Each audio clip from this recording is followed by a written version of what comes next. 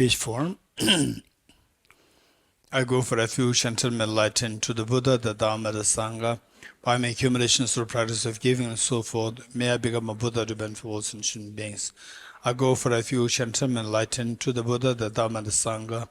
By my accumulations through practice of giving and so forth, may I become a Buddha to benefit all sentient beings. I go for refuge until enlightened to the Buddha, the Dhamma, the Sangha. By my accumulations through practice of giving and so forth, may I become a Buddha to benefit all. Sanje Joda Zog Tane Jabzo Je Dage Jinso Gebe Tsonam Ge Tola Benjir Sanje Dubara Jo Sanje Joda Zoge Jonam Nai Dage Jinso Gebe Tsonam Ge Tola Benjir Sanje Dubara Jo Sanje Joda Zoge Jonam Yanjo Bardo Hane Yabzo Je Dage Jinso Gebe Tsonam Tola Benjir Sanje Dubara Jo Om Ye Dharma Etu Prabhavam Etum Te Shamdata Gato Yavatat Tesham Chayo Niroda Evam Bhati Mahashramanaya Svaha Om Ye Dharma Hetu Prabhavam Hetum Te Tathagato Yavatat Tesham Jayo Nirodha Evam Bhati Mahashramanaya Svaha Om Ye Dharma Tum Tesham Tathagato Yavatat Tesham Chayo Nirodha Evam Bhati Mahashramanaya Svaha. All phenomena arise from causes. The causes are taught by the Tathagata. The cessation causes as well as taught by the great seer.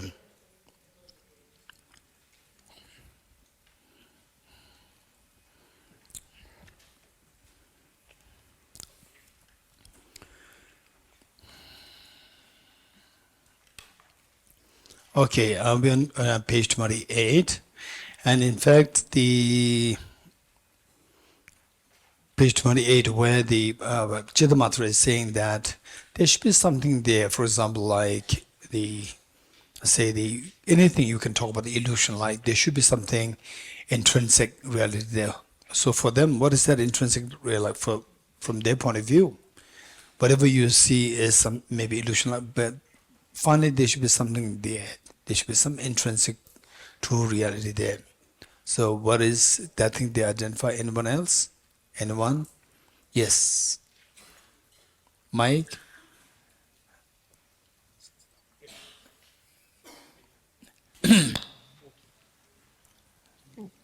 Меня зовут Слава Гешела. Если Читтаматра заявляет, что что-то должно существовать со стороны объекта, получается, она противоречит сама себе, потому что в прасангике как раз-таки мы наблюдаем объект, но не так, как нам кажется.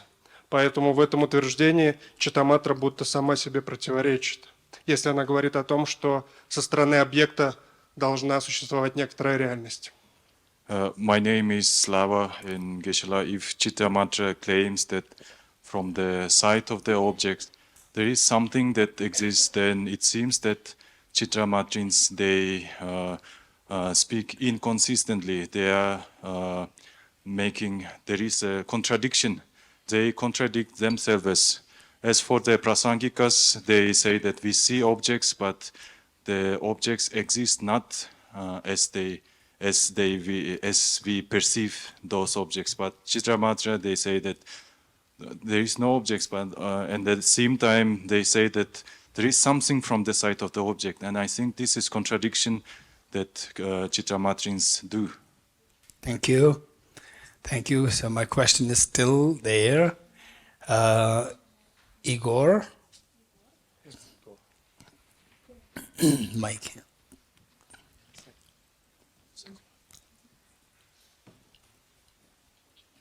So the mind should exist. Yes, so the mind exists truly. Mind is the ultimate. So from which then any illusion can arise is fine. But for all these illusions, what should be there as something true is the mind. Mind should exist truly. Chitta matra, only the mind. So this is what, look, this is philosophy. Okay.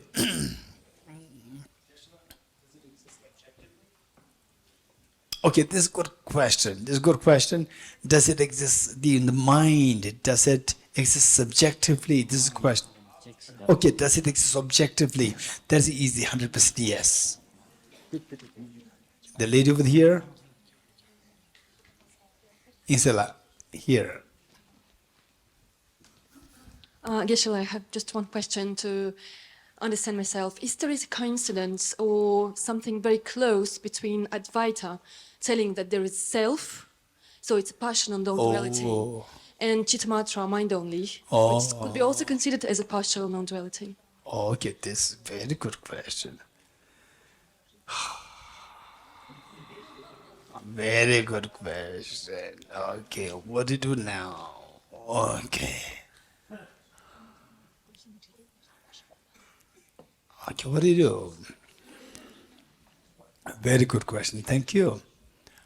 In fact, I would say that there are many things which are very similar. For example, like as you said, that some of the Chittamatrans, their philosophy, I would say, I will not speak on behalf of Chittamatra, but on behalf of myself, I would say that if somebody were to really meditate on Chittamatra philosophy, and yes, some scholar, for example, here, Lama Tsongkhapa and his two disciples, the one on the left, Khedru Rinpoche, he indicated that for Chittamatra, emptiness of externality is the ultimate reality. And then what is left is your mind is left, like Advaita Vedanta, the mind is left. This mind exists truly. This mind exists truly. So some scholars, if I'm not wrong, Venerable Khedru Rinpoche said that even this mind for Chittamatra it has two sides, mind, emptiness of externality. Only mind, and the other side, emptiness of externality. Emptiness of externality is ultimate reality. Everybody agrees according to Chittamatra. Now the only mind, that is ultimate reality, according to some scholars. So some practitioners, they actually stay in this experience of the mind where everything is empty of externality, just the mind. So if this is what it is, this is one part of the story. Next part of the story is the Mahamudra practice, where you deliberately meditate on the awareness of the awareness. So where awareness is being manifested in its very natural, conventional true nature, not the ultimate true nature. Conventional true nature of the mind is manifested, and then you stay in this experience, extremely clear and luminous state. In that state is very different from the sensory gross things. You stay in this experience, and they actually stay in this experience. So this one, Chittamatra philosophy, and then Advaita Vedanta philosophy, these are very similar. If you tell me, are they 100% same?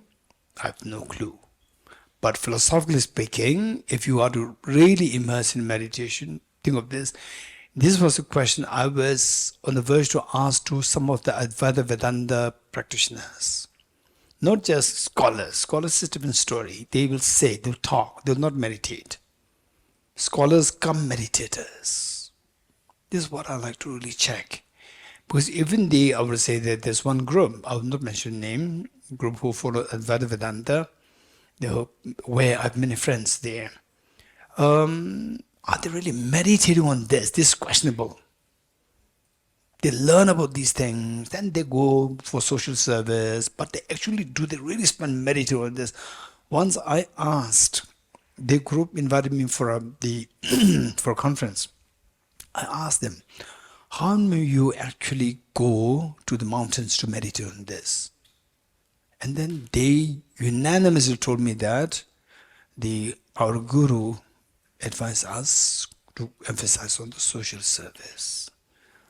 This is what made me question. Even the Advaita Vedanta practitioners, I would say practitioners, not just scholars. Scholars, different story.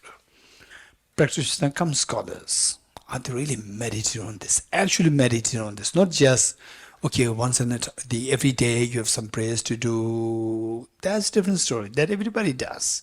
For example, what it does, may I become Buddha for the all sentient being. But how actually meditate on Bodhicitta? So these are questionable. You getting it? So I'm just wondering, there must be some people who are actually meditating on Advaita Vedanta. There must be some.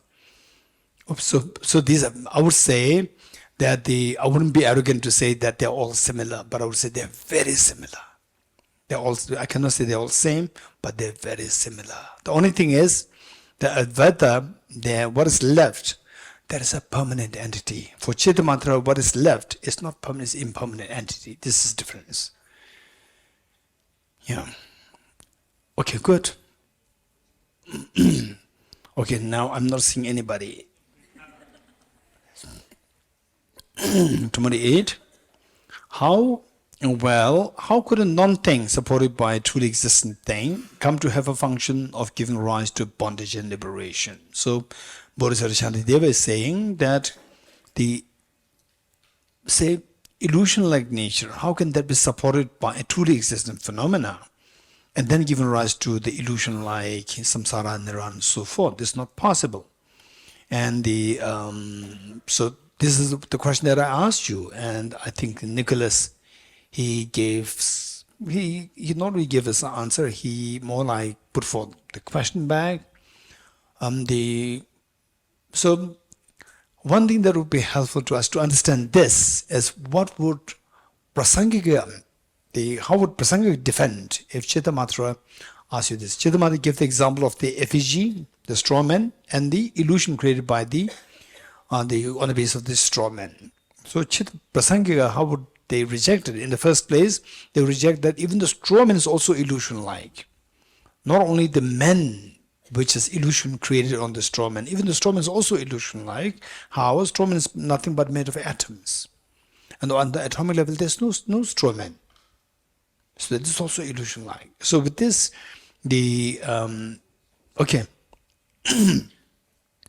let's read further.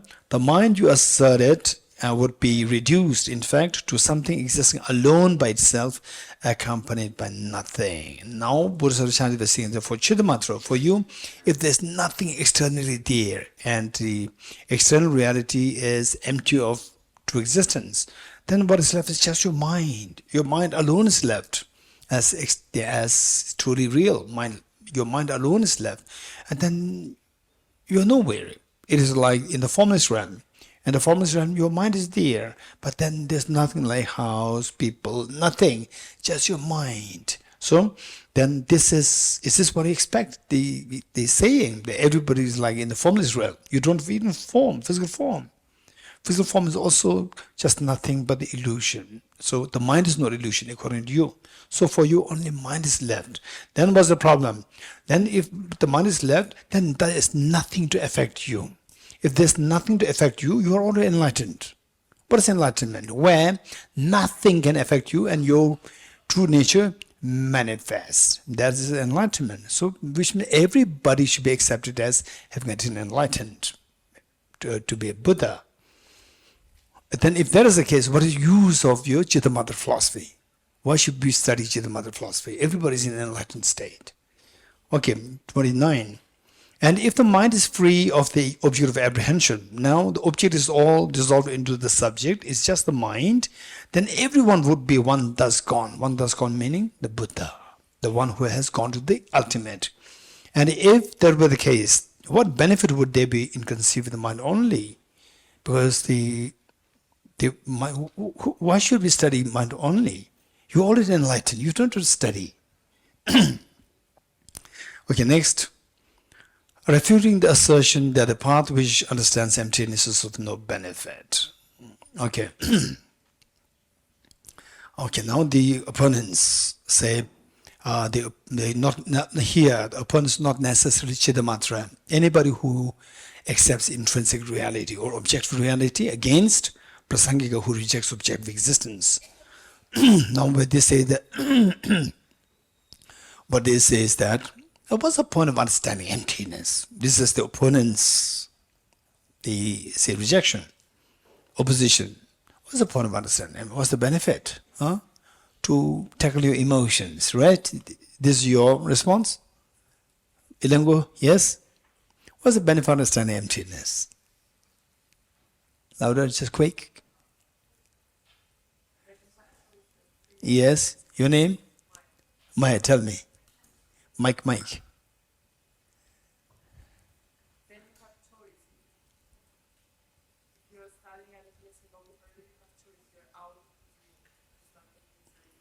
Keep. So if you're out of tune, so what? You're realizing that right now, when you are living, it's still this perception of dream, So what's the benefit? freedom, What freedom? Freedom from? of misery. Misery. Are you sure? Yes. Okay, let's see what the opponents have to say. The opponents say, that what's the point of understanding emptiness? Even if you understand emptiness, there's no freedom. No freedom from afflictions. You're still under the sway, you are subservient to the afflictions. You're a servant to the afflictions. We still remain so weak. It says, suppose you ask, even upon knowing the illusion-like nature, meaning emptiness, how do afflictions subside? Afflictions are still there. Since lust for an illusory woman can arise, even in the one who conjured her up. Okay, not only illusory, always women. Since lust for an illusory man, women both, can arise, even in the one who conjured her up. So, what is that? So the magician create the illusory man or woman, beautiful one or very handsome one, and then although he knows that this is just my own creation, still the attachment arises towards that. 31. Well, okay, anybody, what response would you give? What response would you give? So what's the use of understanding emptiness? The magician knows that this is empty of reality. But still the attachment is there, even what he or she has created. Or no response, or you'll try? I'd like to try that when a person knows that that is just an illusion-like, but still has the attachment, that person has not yet known the true, what exactly the true nature of emptiness is. Okay, keep going. Right? I know that you are very intelligent. This requires. Okay, anyone else? Okay, Prerak, raise hand. Hello, Geshe. So, given that the complete knowledge of emptiness is not yet there, the afflictions or the attachment, lust, etc., is still uprising. They've not been subdued. And that is why getting the full knowledge, complete knowledge of emptiness, true realization is needed to fully subdue them. Okay. So, let's say Ben Dizinsela, Sinera.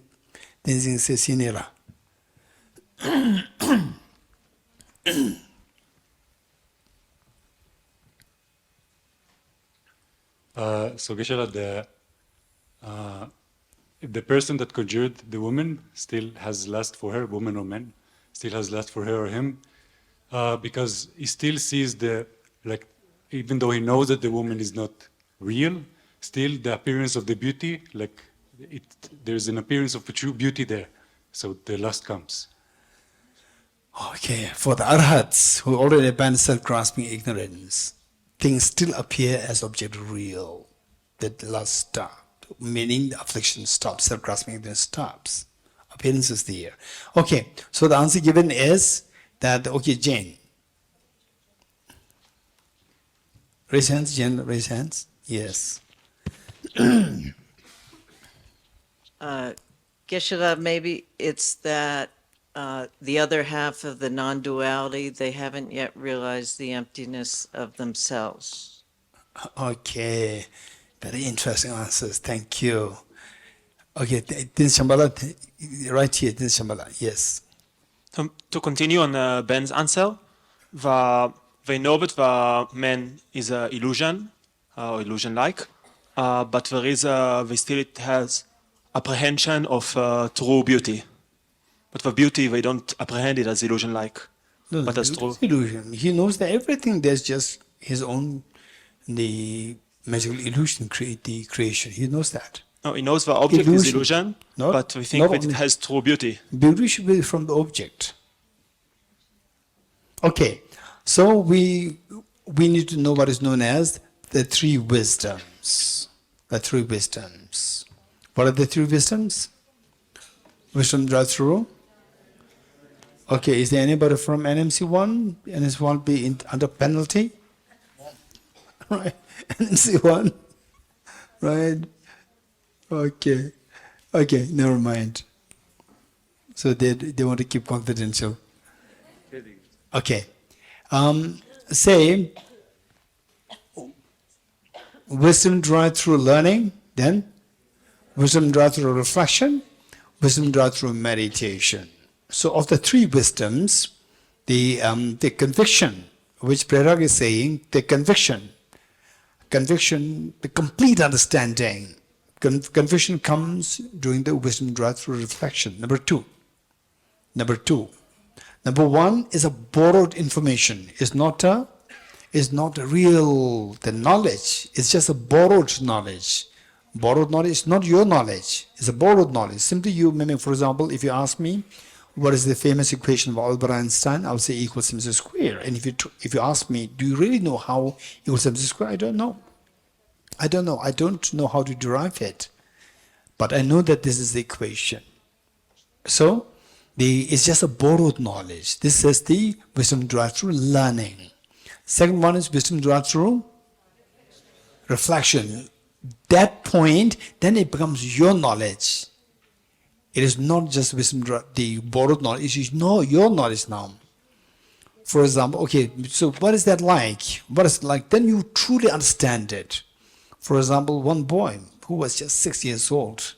My friend invited me, my friend was host for my teaching in a place, and my friend, his son, he was just 6 years old. And I brought some, almonds. And I gave some to him, and this boy said that, I love almonds. So I said, then have more. Then he picked one, and he told me, Geshe, inside is white. Inside is white. Outside is brown, but inside is white. And I just want to check his degree of confidence, whether it's a wisdom drawn through learning or reflection, right? So then I said, how do you know this? Then he just broke it and he showed the half to me. Look, this is white inside. I said, wow. You did not even look at it. You just broke it and showed it to me, and it's proof. You said that is what is very true. It's white. How do you know? Who taught you this? He said, nobody taught me. Nobody taught me. I know it myself. Which means it's my knowledge. You're getting it? It's not borrowed knowledge. It's my knowledge. This is known as wisdom derived through reflection. Confidence is full. Now, say, if I tell you the maths problem, right? 2 plus 2 plus 3, 1 plus 1 plus 2 plus and so forth. If I give you time, you can solve it, plus minus, very easy. Number is less than 6. It's very easy. Okay, let's do it quickly, let's do it. Okay, let's quickly do that, right? And by the way, how many of you, don't be scared. When people say mathematics is very, people feel the paranoid, right? So the number is less than 6, less than 5. And it's only plus minus, not multiplication. It's fine? Okay, good. Don't utter a word. Give me the answer only when I say what's the answer, then you give me the answer. Till that point, do everything mentally. Ready? 2 plus 1 plus 1 plus 2 minus 1 plus 2 plus 1. What's the answer? 8. Russian? 8. Amazing. Wow, you got the correct answer. Pramila is 8. Okay, perfect. Thank you so much. Okay, now let's do it again. Same thing. You tell me the answer only when I ask you what's the answer. Till that point, do everything mentally. Ready? 2 plus 3 plus 1 plus 1 plus 2 plus 2 minus plus 2 plus 0 minus 1 plus 2. What's the answer? Huh? Okay. Okay, Pramila, why you cannot give the answer? Why? Because I said it so fast. How many agree with Pramila ji? Raise hands. I said it so fast. Okay. So therefore, look, if I give you time, you can do it very effectively. Which means you know that. You know the answer. But when I say it very fast, then you cannot give the calculation. Although you know it, but your knowledge is not fast. You're getting it? And this knowledge of the wisdom of emptiness, what's the purpose? Why do we have to build this knowledge of the wisdom of emptiness? Anyone? Why? Raise hands. Why? Okay, Brent's love. And next over there. I think we need to build the knowledge in order to gain conviction. To gain conviction? Why should we gain conviction? And the wisdom of emptiness over the ear. The gentleman over the ear. Yes, the mic behind you. Thank you. Tashidli Geshe, I'm called Christian. It's like there's the example given that the wisdom of emptiness is like a sharp axe to uproot the tree of obscuration. So we need this wisdom as a tool to always then use it to get slowly rid of the afflictions. So it's a process. So just because we realized emptiness. So this wisdom is for what? For what purpose? To use it to get rid of the afflictions. To get rid of afflictions. Okay, thank you. Your name? Christian. Christian, thank you so much. So how many of you agree with what Christian said? That we're cultivating wisdom and emptiness to get rid of the afflictions. Okay. Now, how many of you have the experience of afflictions? Raise hands. How many of you have the experience of afflictions? Raise hands. Okay. And how effective are the afflictions? How efficient are the afflictions? Extremely efficient, right? Somebody said, what a stupid person, right? What a stupid person. And then would you say that, right? Or, right? Somebody says, stupid person. Benla should have become angry, right? He's saying that I'm a stupid person, right? Then Benla would say, yes, of course, you're not stupid, right? You should be angry, right? Oh, then let's make it anger. Then you become anger increases. Is this how the anger increase? Is this how the anger arises? How does the anger arise when somebody says, you stupid girl, you stupid boy? How does anger arise? So spontaneous, so fast. You're getting it? And what is your wisdom like? Your wisdom, the moment I said it fast, your mind stops. You're getting it? So Pramila ji said, you said it fast. Which means that your wisdom is not fast. So it is like the robbery is happening, and you call the 911, or in India, what's the number? 001? 108? Okay, you press the number, and the burglary happens, right? And the robbers, they're so effective. They do everything, and after the robber left, and then after 4 hours, the police comes. Not all police. If there's any police, I don't mean the police. You're getting it? This is how our mind works. Afflictions, and as Christian said, that the purpose of our cultivating wisdom is to get rid of the afflictions. And the afflictions are so effective. They already arose, left, and the wisdom is slowly coming. Right? You ring the bell, ding, ding. Right? Still you're in the bed. Right? Still in the bed. And then say again, then so some people then snooze. Right? Snooze. 5 minutes snooze, 5 minutes sleep. And you know that now it's time already there, people are always inside. Never mind, they're making prostrations, it's fine. Wisdom is still sleeping. You're getting it? This is wisdom. Wisdom is so slow. You have the wisdom, but the wisdom is so slow. And the wisdom is supposed to get rid of the afflictions. Afflictions are so effective. So what should we do? We should first we have to have the wisdom. Then we have to make the wisdom effective as the afflictions. You're getting it? How to make the wisdom effective, make it fast and intense. How to make it fast and intense? So, wisdom drives through reflection. Number 2, that has to be constantly practiced. That is a constant practice that is known as wisdom drives through meditation. When the wisdom becomes very spontaneous, to make it spontaneous, you have to do the therapy. You constantly practice it, then it becomes spontaneous. Okay, so this person, although the person has the wisdom, the knowledge, but this person, the knowledge is not fast.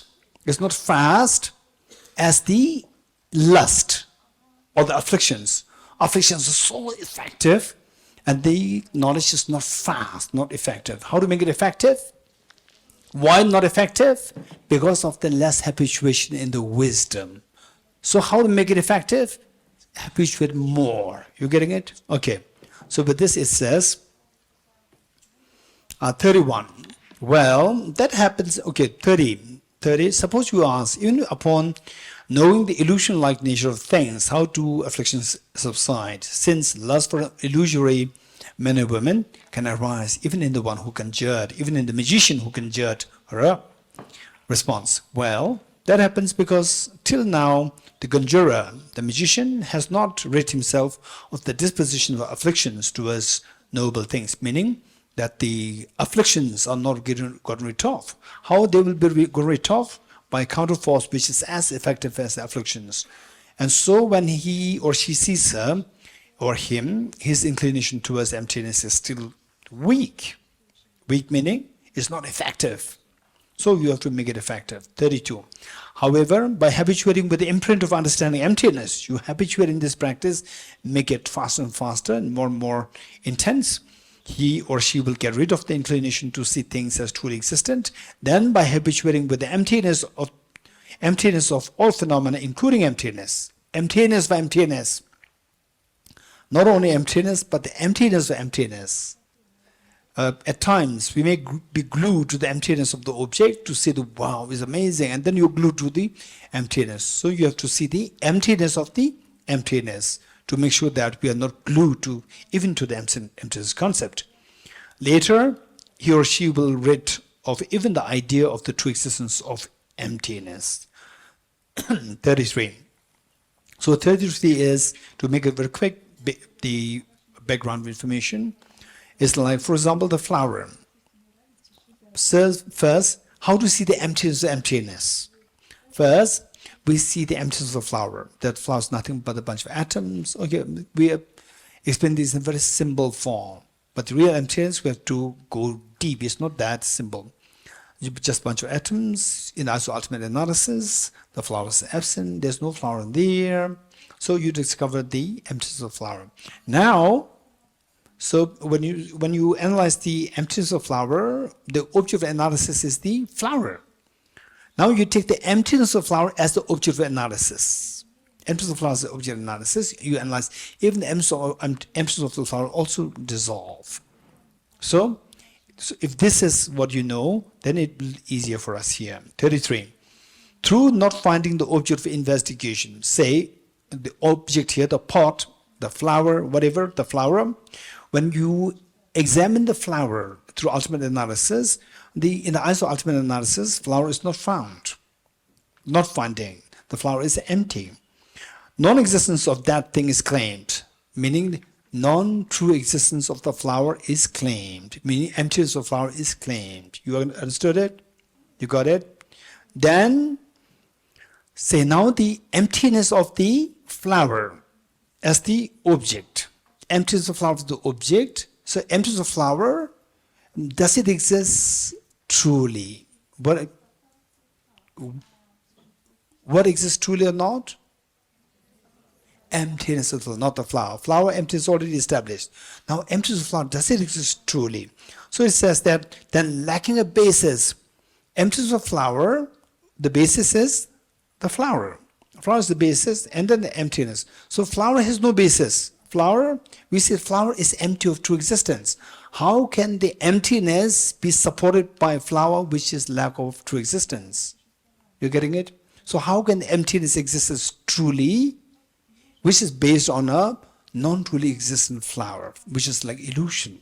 So it says, then lacking a basis, basis meaning a truly flower as a basis, how can the emptiness of that thing, emptiness of the flower, stand as intrinsic, stand as intrinsic in front of the mind, in front of the ultimate analysis?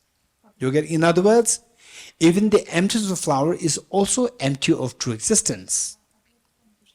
It is talking about emptiness of the emptiness. Yes, Mark? Mike?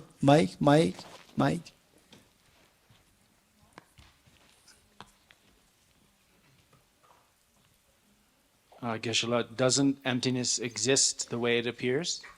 Say it again. Doesn't emptiness exist the way it appears? Okay, doesn't emptiness exist the way it appears? Anyone? Okay. Yes, it exists the way it appears. It doesn't exist the way it appears. So how does it exist? it exists subjectively.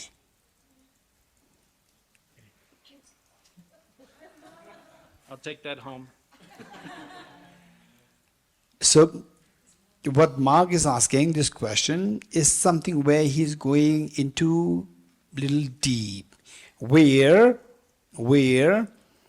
somebody gives an answer, you even cannot go further. You get a little stuck, right? This is a very good question. Actually, this is a very good question. Good question, which means that he's actually going deeper inside. Okay. Yes, answer a question. Answer. Good. No question to this. Because, Question to him. no, to what you said. Because if he asked, how does emptiness Exists the as way it appears. But emptiness is the ultimate truth. Emptiness of a flower is an ultimate truth. Yes. So then it should, appear as it, it appears to us. It should exist as it appears to us, because it is the ultimate truth, right? So We emptiness still- exists truly? No. Because emptiness exists the way it appears. Yes, it is the ultimate truth. So ultimate truth. So does it exist truly? tallies with the way. Does it exist truly? No, it doesn't exist truly. It should exist truly because it exists the way it appears. So Rodandi got stuck, which means that she's going inside, and then it becomes hazier and hazier, right? Not because the object is hazy, the mind is hazy, you could find it. You're getting it? Okay, in fact, there are very interesting discussions. I don't want to discuss this here because it can bring the particular newcomers will really feel lost and there's no point. You're getting it? And the 7 day is nothing. It requires minimum 17, 27 years to really get into there. To get into there, we require the mind which has the ability to get into there. You're getting it's not just a software, it requires the very sophisticated hardware. You're getting it? So what we're doing here, this is building the hardware. Building hardware, and we need time to set. It's not just the time factor is also there. Don't expect that all these great masters who spent like 30, 40 years, they're learning the weight of what they share. For example, his own teachings, just like 10 minutes of the teachings, people who really realize emptiness or who have deep understanding of emptiness, they could feel the weight, the gravity of his own teachings. For the common people, oh, I've been hearing this all the time. But for those people who really realize emptiness and who are deeply into this, they get really stuck there. This is all coming from his own experience. They could feel it. You're getting it? So therefore, it's not only about we can't expect that this much of information or the depth will come to us if somebody can tell you, no, you require that receptivity. That receptivity means the hardware should be very sophisticated. So this hardware, don't feel that, okay, I don't have this. He meant to say that we don't have that hardware, right? This hardware have to be built. How? By this question, answer, question, answer, question, answer. Group discussion, that will be very helpful. Okay, good. Okay. 34. When neither a truly existent functional thing nor the emptiness of the functional thing stands before the mind. Before the mind here is ultimate analysis. Before the ultimate analysis, then having no other object of apprehension, there is full pacification in a state without mental apprehension. Okay. So this is I'm just going to make some statements. It's not my statements by the great masters. You note them down and you may not understand it today. But these statements, you note them down, and later on, you have to keep contemplating on these statements, and this will be extremely profound. Okay, one statement is that not seeing anything is seeing the Supreme. Not seeing anything is seeing the Supreme. Not seeing anything is seeing the Supreme. Okay, don't forget this. Okay. Buddha. Not seeing anything is seeing the Supreme. Okay, so now, this statement on the superficial level, do you understand it? Although it may not make sense to you now, don't worry. Just do you understand what it said? For example, I said 2 plus 3 equals 100.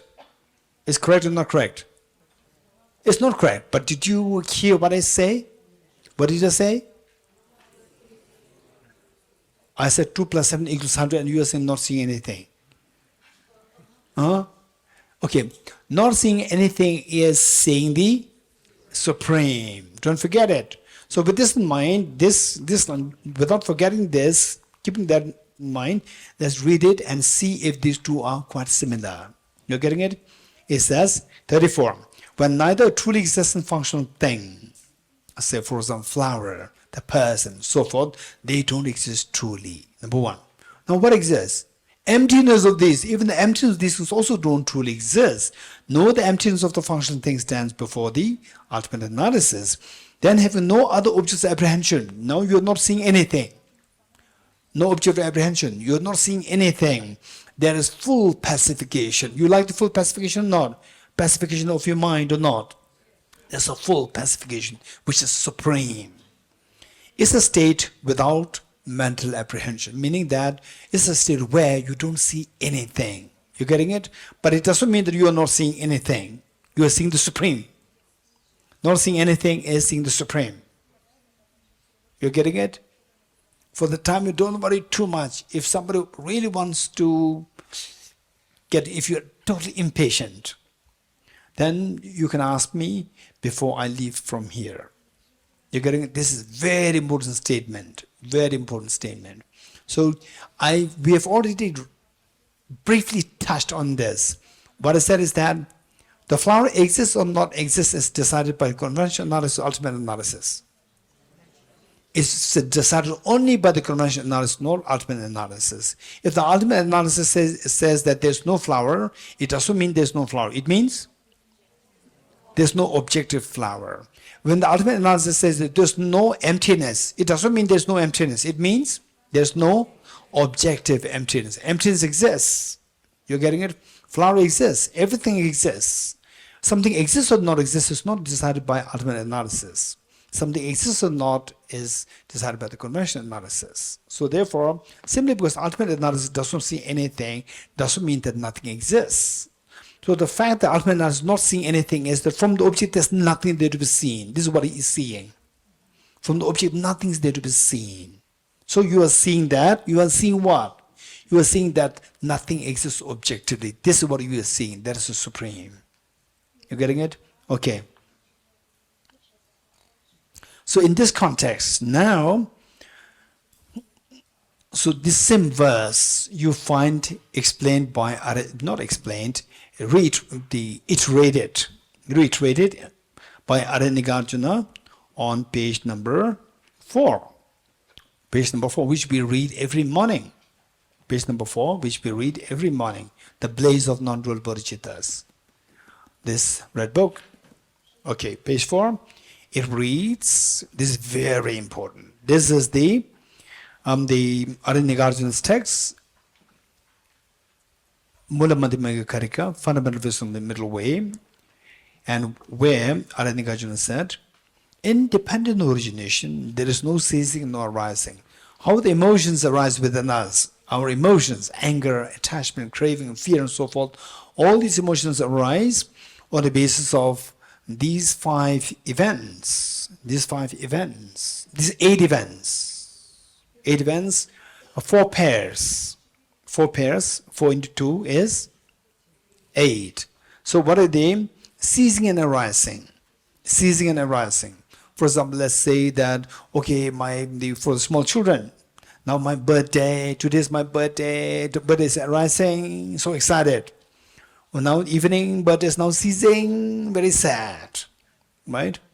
And let's say that, okay, now the holiday is arising, you're very happy. Now holiday is finishing, very sad.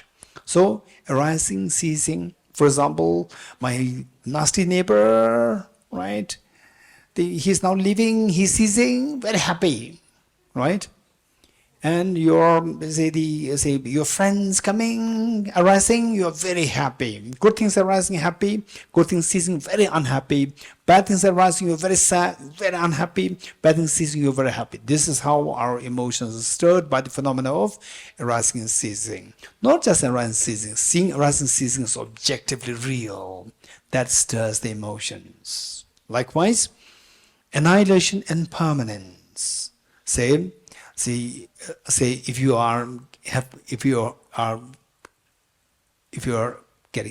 a job, and in the job you are a permanent. You got a permanent job or temporary? Which is better? Permanent job. You're getting it? So I want the job to be permanent, not temporary. Permanent. I say this excitement. When it's not permanent, and then what is that English word? Laid off? Laid off? Fired, laid off, right? Fired is a very strong word. So laid off, my job is annihilated. Then matter is so agitated, so sad. So again, our emotions are stirred on the basis of the phenomena of viewing annihilation and permanence as intrinsically real. So likewise, coming and going. Oh, my mom is coming to meet me. My dad is coming to meet me. You're so happy, right? Oh, now the boss is coming. You're very nervous, unhappy, right? And then now the boss is leaving. You're very happy, right? Your mom is leaving. You're very sad. So for some, mom is leaving. You're very happy. For some, right? Yes. No. Okay, for the receiving, mom coming is happy. Okay, so coming, going. Then, what is next?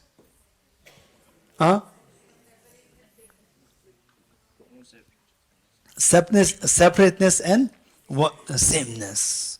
Same. Some say this. Some countries says that, right? The CCP, China, says that Tibet, we are one. We are not separate, we are one. Right? And then the Tibet says, no, no, no, you are different, we're different. Right? So we see intrinsically different. And when they say we are one, you feel so agitated. And CCP, when they right, it becomes a little politics, fine. Political. Say when America is saying, say your claim over Tibet is wrong, right? No, we are one. Now you are, what is that? No. You are, you are intruding in our internal matter, right? It's just we are one. We are nice to each other. We are one, right? Now you are splitting us. Okay, all these seeing oneness and differentness as intrinsically real, that stirs the emotion on the global level, on the individual level, right? Even in the family, right? Oh, I want divorce, meaning? What is divorce? We should be separate, right? No, we should be one, we should be one, right? And initially, we should be one, then, after that, then, separate, right? So, some people crave for oneness, some people crave for separateness, right? Okay, some people, when they come to the office, after the home, at the office, then start feeling asleep. Why? I feel so restful here. Right? Okay, this is not my business. So, look, this is amazing. How people recite this every day. But if you don't know how to apply this in the real life, then it benefits so less. Whereas if you know, wow, that's amazing, and just this one small passage, all this, how the emotion stirs happen because of seeing these 8 phenomena intrinsically. Okay, so what happens? Then what is that?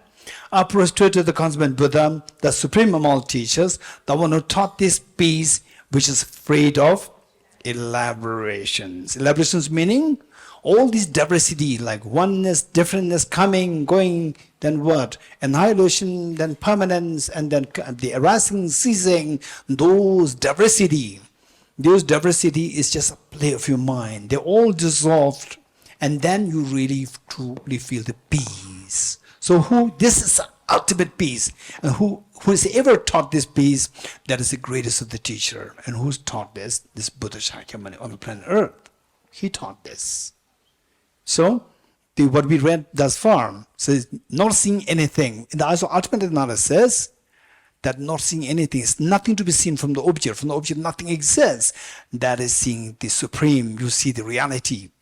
You see the supreme reality. So in that experience, objectively, there's no sickness, aging, death, tension, depression. Objectively, all these are empty in that experience. So when you abide in this experience of emptiness, all the tension, stress, everything dissolve. So then, because the tensions all dissolve, what is the opposite experience will dawn in you? The peace dawns in you. Yes. Anna, Mike? So in terms of practicing that, and in terms of what you've just taught us about how we have to overcome the chronic condition of seeing objectivity, so in terms of going from the wisdom derived through study to the wisdom derived through reflection to the wisdom derived through meditation, so when you arrive at the wisdom derived through reflection, you could still have that correct experience of the ultimate analysis, and then that has to be stabilized and deepened through the wisdom derived through meditation. So it's only spontaneous and it only fully manifests when you have continued to practice that over and over again. So initially it won't seem like a huge experience or something. It has to just be kept wearing down over time. Okay. This is a good question. Thank you. In fact, say, when you really go, say, creating a blueprint and actually constructing the house, this was slightly different. Likewise, when you actually meditate do the study, reflection, meditation once in a while. Because of the blessings of the Buddhas, Bodhisattvas, and particularly your Guru. Once in a while, although you are yet to reach the second level, which is wisdom derived through reflection, which means conviction, just to once in a while, a glimpses can come. Glimpses that things are empty. Experientially, these will come, but they will not be stable. So, it is like the lighthouse. Lighthouse, to show you the light. So this lighthouse to tell you that you are close, you are approaching towards the land, but you are still not on the land. So some people, they get confused. What comes because of the blessings of the Buddhas and Bodhisattvas, and you think that, oh, I got emptiness. And then because of this, people get stuck there because they don't put much effort in there. Intellectually, they know. And experientially, they get a glimpse of this once in a while. And then when actually they want to do it, again, it doesn't happen. Because the lighthouse is not always on you. Lighthouse just to tell you that you are in the proper direction and keep going. Then, once you get it,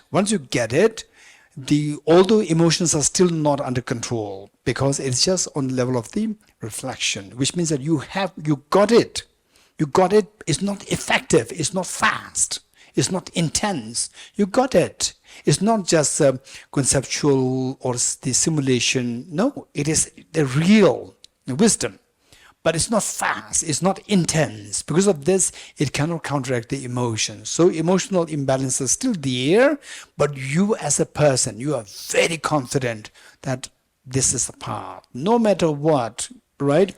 So for such person, the one indication is that, for example, one indication that you are really getting closer towards emptiness, or getting closer towards bodhicitta, or getting closer towards deeper understanding of dependent origination, is that, say, you are in two directions. One direction is in this line, and direction you have to give this up in order for your mundane benefits.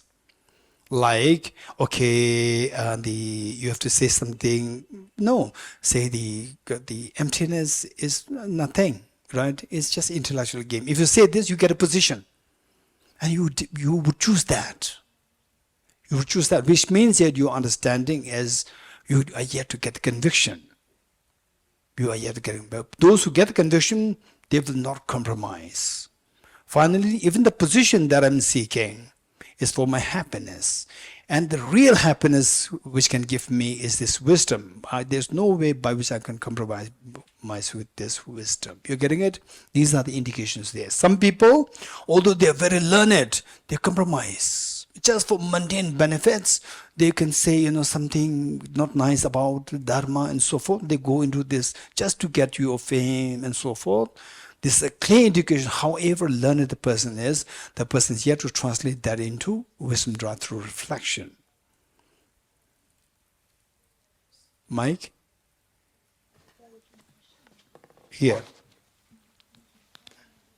So what is the measure of having the correct intellectual or conceptual knowledge of emptiness? Okay, let's be more precise. Say the understanding of emptiness on the level of the learning, wisdom derived through learning, or wisdom derived through reflection. So with the learning, your knowledge is a borrowed knowledge. It's not your knowledge. It becomes your knowledge when you upgrade from the intellectual to learning to the reflection. Then it becomes your knowledge. It is your knowledge, and it's not, we just call it as conceptual. It's still not real. It is real. It is real. How do you know that?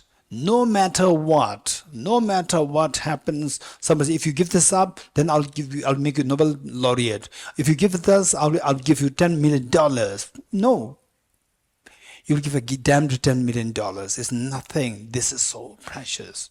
When that happens, it's an indication that you have either reached there, wisdom drives to reflection, or you are close by there. Okay, good. Okay, so it's already 1 o'clock. Okay, let me read this once more. 34.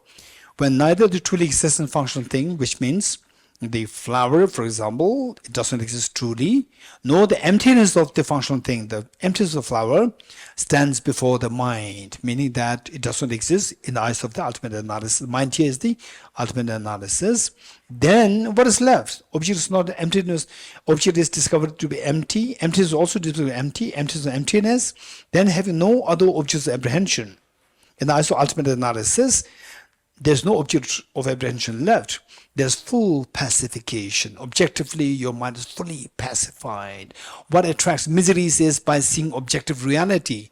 Now, objective reality is already pacified in the eyes of ultimate analysis, and then there's a full pacification, which means all the elaborations cease, where you feel the ultimate peace without mental apprehension.